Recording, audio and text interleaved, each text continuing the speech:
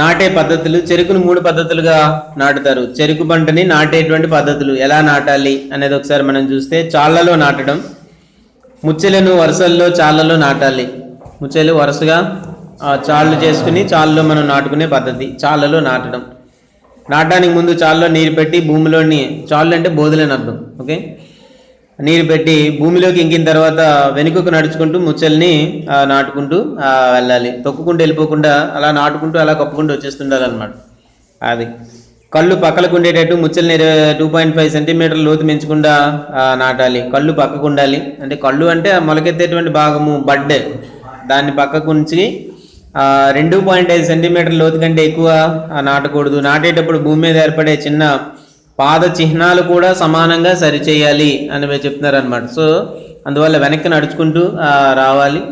వచ్చేటప్పుడు ఆ ఏర్పడినటువంటి పాదం ముద్రలన్నీ కూడా సమానం చేసి వెళ్ళిపోవాలి. లేదా నీరు నిలబడిపోయి చాలా రకాలైనటువంటి సమస్యలు వచ్చేటువంటి అవకాశాలు ఉంటాయి. ముఖ్యంగా పేక పురుగు సమస్య చాలా ఎక్కువగా దీంట్లో ఉంటుంది అనమాట. సరిగా కానీ మనం నాటకపోతే పేక పురుగు వచ్చి ఎర్లీ స్టేజెస్లోనే అదంతా కుళ్ళిపోయేలాగా చేస్తుంది అనమాట. పేకని ఇలా పట్టుకుని లాగితే బయటకు కూడా వచ్చేస్తుంది.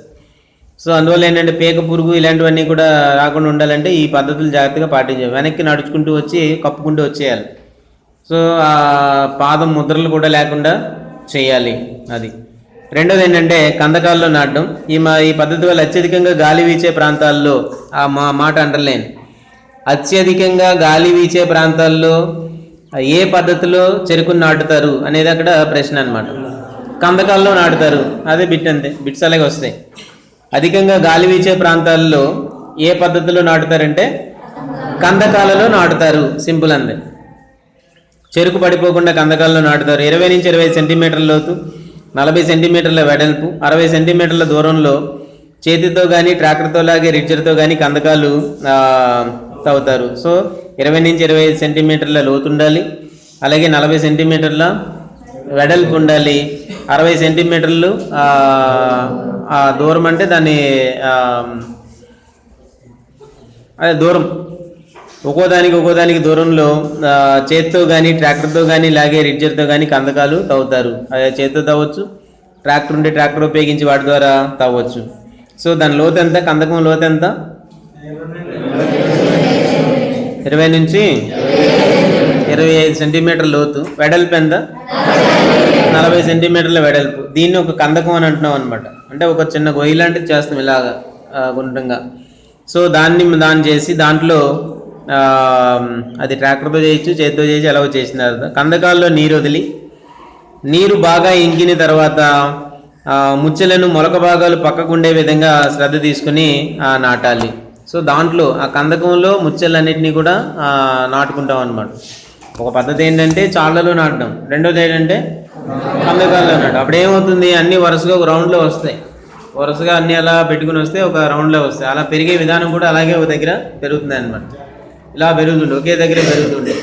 సో ఏ కందకానికి ఆ కందకం మనం దానికి ఏంటంటే ఎప్పుడు కూడా అది పడిపోకుండా జాగ్రత్తగా మనం జడ చుట్టడం, దానికి అలాగే ప్రాపింగ్ అని అంటాం, అవన్నీ కూడా మనం చేయడానికి అవకాశం ఉంటుంది అనమాట. అదొక పద్ధతి. ఈ పద్ధతి ఎక్కడంటే అత్యధికంగా గాలిని బాగా వేసేటటువంటి ప్రాంతాల్లో ఇది ఎక్కువగా ఉపయోగిస్తూ ఉంటాము. ఈ పద్ధతిలో నాటుతూ ఉంటారు. ఇది ఖాళీలు పూరించడం, గ్యాప్ ఫిల్లింగ్ అంటాం మనం. ఎక్కడైనా రాలినప్పుడు ఏం చేయాలనేది. విత్తనం నాటేటప్పుడు మెలకువలు పాటించకపోతే మొలక సరిగ్గా రాదు, ఖాళీలు ఏర్పడతాయి. సో విత్తనం నాటేటప్పుడు మెలకువలు సరైన జాగ్రత్త తీసుకోకపోతే మొలక రాదు. అంటే లోతుగా నాటేయడం, లేకపోతే అక్కడే సరిగ్గా మొలకెత్తలేనటువంటి పరిస్థితులు ఏమైనా ఉండడం, పురుగులు ఏమైనా ఆశించడం, శిలీంధ్రం ఏదైనా ఆశించడం, ఇలాంటివి ఏదైనా జరిగినప్పుడు ఏంటంటే మొలకలు రావు. సో అప్పుడు ఏంటంటే ఖాళీలు వచ్చేస్తాయి. ఆ ఖాళీలు వచ్చినప్పుడు ఏం చేయాలంటే, ఖాళీలు పూరించడం అంత లాభసాటి కాదు. అది ఏ పంటలోనైనా సరే ఖాళీలు పూరించడం అనేది అంత ఉపయోగం కాదు. వెంటనే ఇమీడియట్గా చేస్తే ఉపయోగం ఏదైనా ఉంటుంది. చెరుకు మొలక రాలేదని నిర్ధారించడానికి 30 రోజులు పడుతుంది, బిట్ అది. చెరుకు పంటలో ఖాళీలను పూరించడం లేదా గ్యాప్ ఫిల్లింగ్ చేయలేము ఎందువల్ల అనే ప్రశ్న అనమాట. చెరుకులో పైన ఎక్కడో రాసుకోవచ్చు, ఆ ఖాళీ కింద ఉంది కదా. చెరుకులో ఖాళీలను పూరించడం అంత సులువు కాదు, ఎందువల్ల డాష్.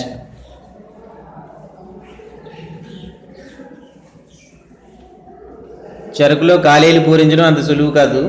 ఎందువల్ల అంటే ఏంటంటే